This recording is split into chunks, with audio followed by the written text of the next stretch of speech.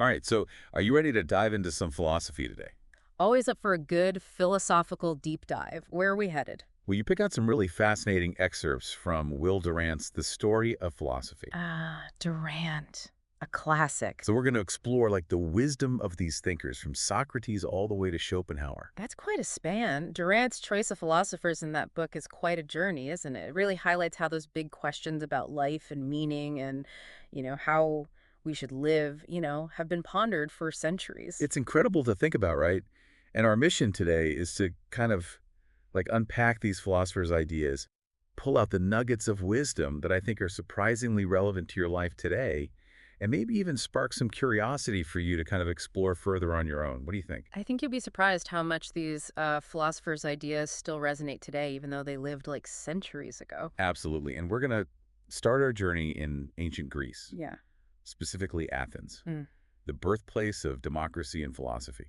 Ugh, Athens. A city full of contradictions and complexities. Yeah, and Durant paints this very vivid picture of Athens transforming from this simple farming society into this bustling hub of trade and commerce. And what's fascinating about that is how that shift from agriculture to trade brought an explosion of new ideas and cultures to Athens, almost like their own ancient version of globalization. It's like opening up the internet for the first time and suddenly having access to a whole world of knowledge. Right, and Durant points out that this influx of ideas directly fueled Athens's intellectual growth. Mm. He even contrasts it with Sparta, which remained isolated and focused on agriculture. So different approaches to societal growth. And Sparta, while known for its military prowess, basically stagnated intellectually.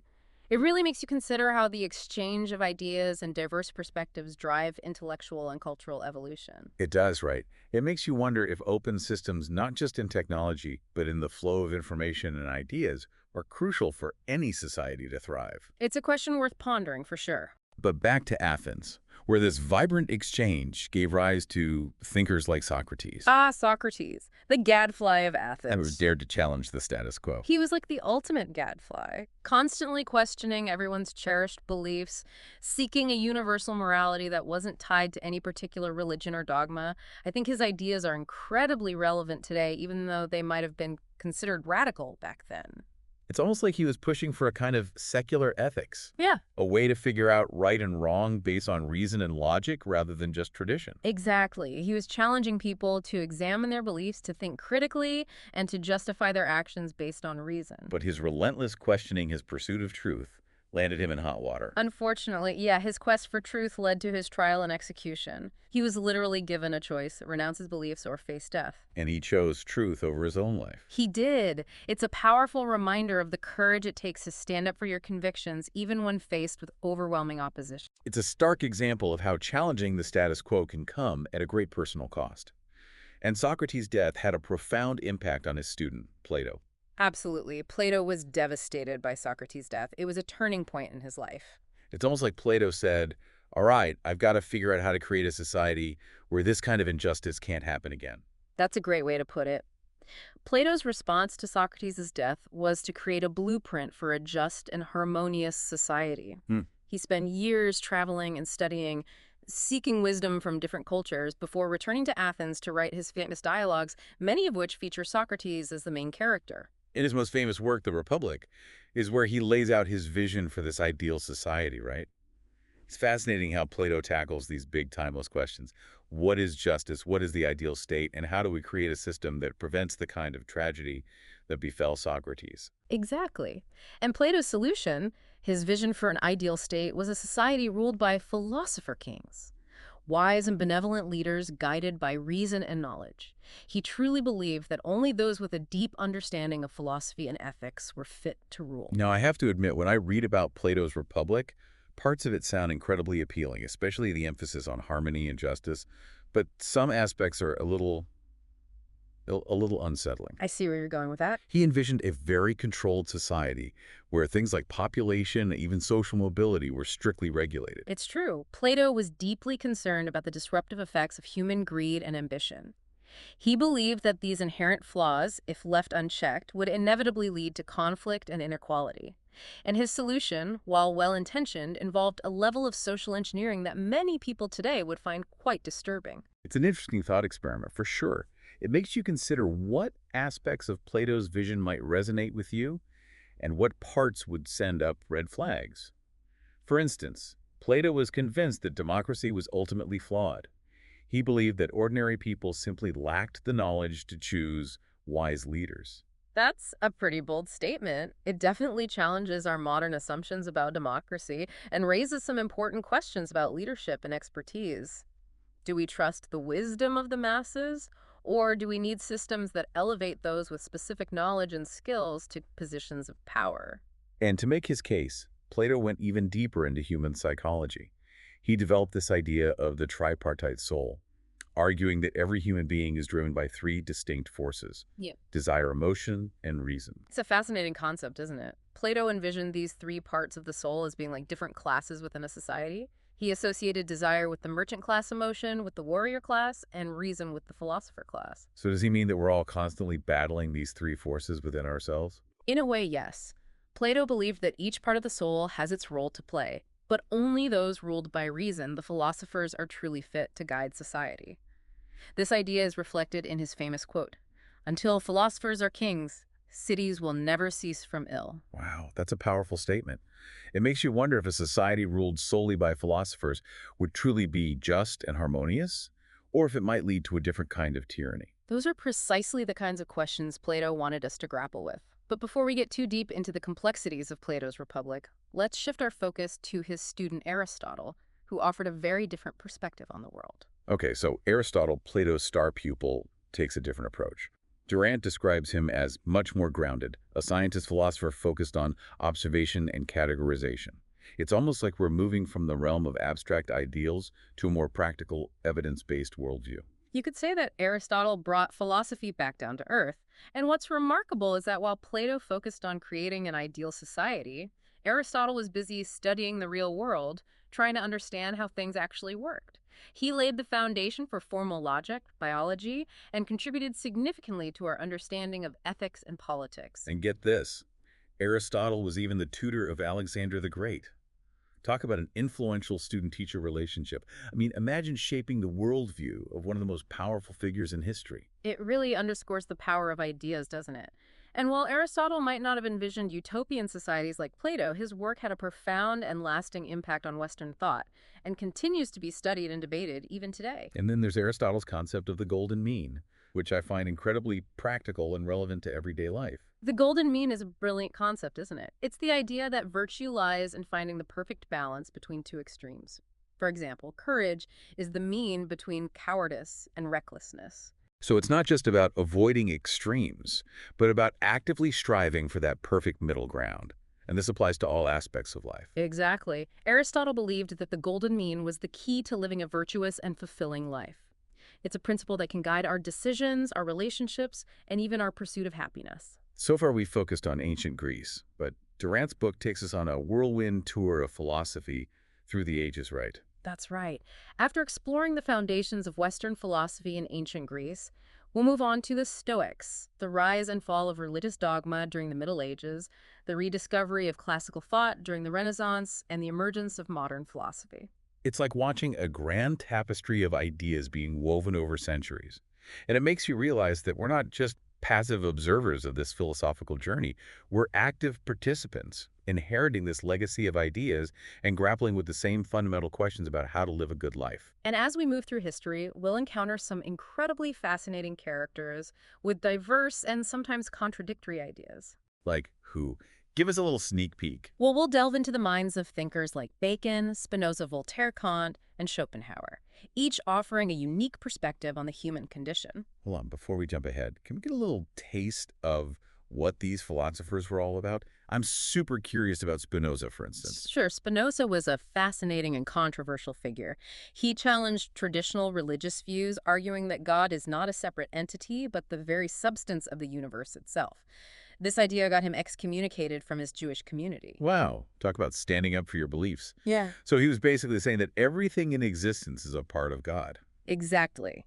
And this radical idea had a profound influence on later thinkers, challenging them to reconsider the relationship between God, nature, and humanity. This is already so much to think about. It's incredible how these philosophical ideas, even the ones from centuries ago, can still spark debate and challenge our assumptions about the world. That's the power of philosophy, isn't it? It's a timeless conversation about the most fundamental questions of human existence. And as we continue our deep dive, we'll explore how these ideas have shaped our understanding of the world and continue to influence us today. So before the break, we were talking about Spinoza and his pretty radical views on God and the universe. Yeah, I mean, excommunication is serious business, but his ideas really push the boundaries of philosophical and theological thought. It's like he opened up a whole new way of thinking about the relationship between the divine and the natural world. And it makes you wonder what other groundbreaking ideas are out there just waiting to be explored, right? Exactly. Speaking of groundbreaking ideas, let's move on to another fascinating figure, Francis Bacon. Ah, Bacon, the champion of the scientific method. Durant describes him as not just a philosopher, but like a lawyer, a statesman, and a writer, too. A true Renaissance man. Bacon really emphasized the power of knowledge and observation. He argued that we shouldn't just accept what authorities tell us. Yeah, he was all about questioning everything. Exactly. He believed in active investigation using a systematic approach. Like, don't just take my word for it, go out and test it for yourself. Precisely. That's the essence of the scientific method that Bacon championed. Careful observation, experimentation, and inductive reasoning, that's how we unlock the secrets of nature. And use that knowledge to make life better. Absolutely. Bacon's ideas were hugely influential in the development of modern science and technology. He helped shift the focus from blind faith to empirical evidence and rational inquiry. So from the ancient Greeks laying the foundations of philosophy to Bacon, pushing for a new way of understanding the world, we see how these ideas build on each other, shaping intellectual history. It's like a relay race of ideas, each thinker passing the torch to the next generation. Okay, so let's jump ahead now to 18th century France and meet a character who embodies wit, reason, and a touch of rebellion. Voltaire. Ah, Voltaire, a Yeah. true intellectual firebrand. Even people who haven't formally studied philosophy know something about him. Right. Famous for his sharp wit, always criticizing those in power. Durant calls him a one-man renaissance. I love that. So Voltaire was a writer, a philosopher, and a social critic. He was constantly challenging the church, the monarchy, really any dogma or superstition he saw as blocking human freedom and progress. He definitely didn't shy away from controversy. And he paid the price for it, too. Durant mentions how Voltaire was exiled multiple times just for his writing. But it's remarkable how he never stopped writing and publishing, even in exile. His most famous work, Candide. I remember reading that in college. It was hilarious, but also made you think. A true satirical masterpiece. Voltaire used humor and irony to critique the hypocrisy and absurdity he saw in the world. So we see a pattern emerging here, right? Socrates in ancient Athens challenging conventional wisdom, Bacon advocating for a new way of understanding the world based on observation, and then Voltaire using wit to fight for reason and freedom of thought. It's a reminder that philosophy isn't just about abstract ideas. It's about engaging with the world, challenging the status quo, and standing up for what you believe in. And speaking of engaging with the world, Durant tells this great story about how Voltaire was inspired to write his massive work, Essay on the Morals and the Spirit of the Nations. Oh, yes. His friend, Madame de Châtelet, basically told him that most history books were boring and biased. Ouch. And Voltaire, never one to back down from a challenge, decided to write a history that was not only accurate but also engaging and insightful. Trying to understand not just what happened, but why it happened, right? Exactly. He wanted to explore the moral and cultural dimensions of different civilizations. It's a massive undertaking, but his work had a lasting impact on how we think about history. So from challenging traditional views of God to writing a groundbreaking history of civilizations, Voltaire's ideas really left their mark. But he also tackled some of the biggest philosophical questions of all time. Like the problem of evil, for instance. If God is all-powerful and good, why is there so much suffering in the world? Yeah, it's a question that has puzzled people for centuries. And Voltaire wasn't afraid to confront it head-on. Durant shares this passage from one of Voltaire's poems where he lays out the problem. The vulture tearing its prey, the eagle killing the vulture, the man killing the eagle, only to be killed himself. This cycle of violence and death just doesn't seem to fit with the idea of a benevolent God. Right. And yet it's all around us. But it's important to note that Voltaire wasn't rejecting faith altogether. He actually saw value in religion. Especially for the common people, as he put it, right? Exactly. He even famously said, If God did not exist, it would be necessary to invent him. Okay, so he saw both the potential good and the potential harm in religion. Voltaire was a complex thinker who wasn't afraid to grapple with difficult questions and embrace nuance. That's what makes him so fascinating to read. Now, from the wit and satire of Voltaire, let's move on to a philosopher known for his rigorous, systematic thinking, Immanuel Kant. From sparkling wit to pure reason. Durant describes Kant as this quiet, unassuming professor who lived a very routine life, but whose mind was exploring the deepest questions of human knowledge and morality. It's almost like he was the opposite of Voltaire in terms of personality, but equally brilliant. Right. While Voltaire was out there debating and challenging authority, Kant was living a quiet life, dedicated to his work. But his ideas were anything but quiet. Kant's work revolutionized philosophy. He was trying to find a way to reconcile reason and faith, Right. exploring what we can know and how we should act in the world. Yes.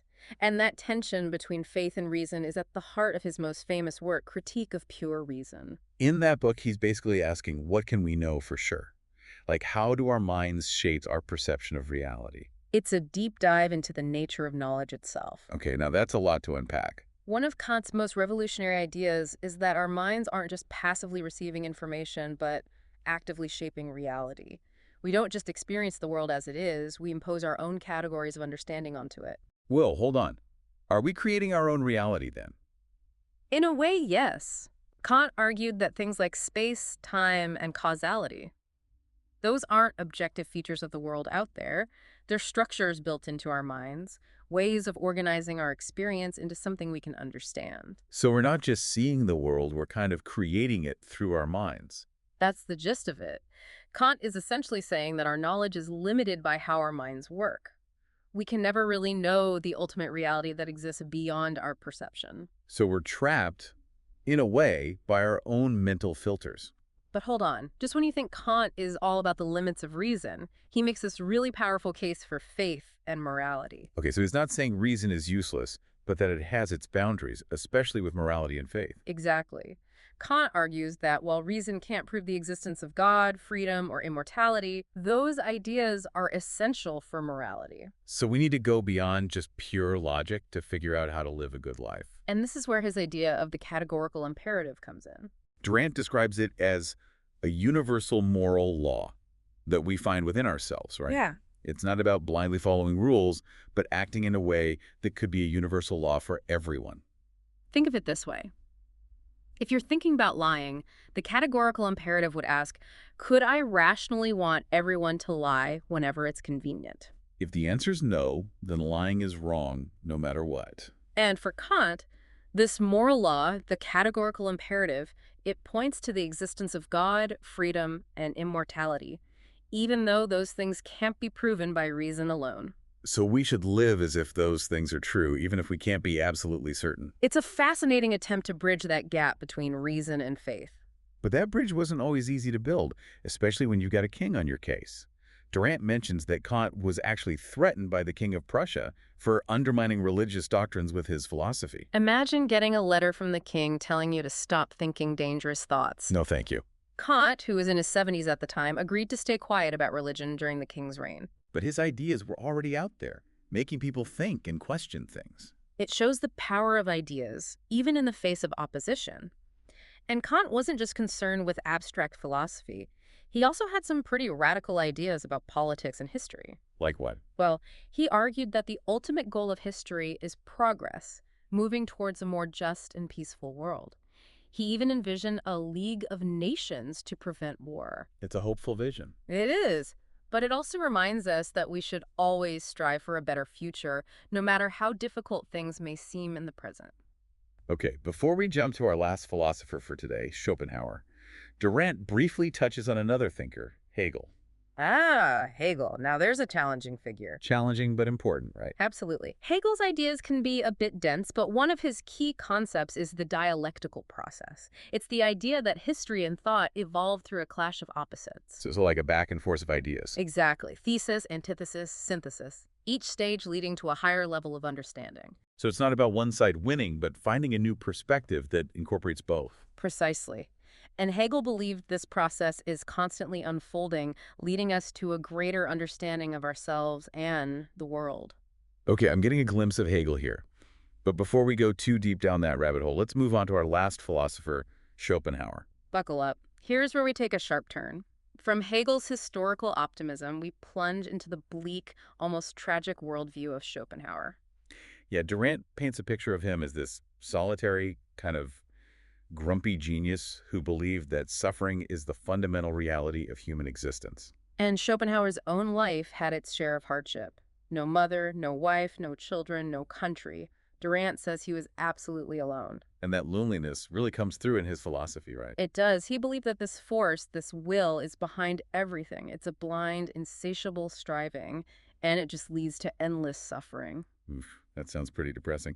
But there has to be more to his philosophy than just doom and gloom, right? Well, Schopenhauer wasn't just a pessimist. He had some fascinating insights into human desire, art, and even the possibility of transcending the will. So there's some hope in there somewhere. Perhaps. And what's remarkable is how much Schopenhauer resonated with people, especially in the 19th and 20th centuries. It's like his pessimism captured something essential about the human condition in an age marked by war and disillusionment. Wow, what a journey we've been on. From the optimistic Greeks to the grounded Aristotle, the sharp wit of Voltaire, the rigorous Kant, and then the darkness of Schopenhauer. It's been quite a philosophical marathon. As we get ready to wrap up this deep dive, what stands out to you? Whose ideas have really challenged you or intrigued you? Hold on to those thoughts. In our final segment, we'll explore some key takeaways from this wild ride through philosophy and see what it all means for us today. Okay, so we've made it to the final stretch of our deep dive into Will Durant's The Story of Philosophy. And wow, what a ride it's been.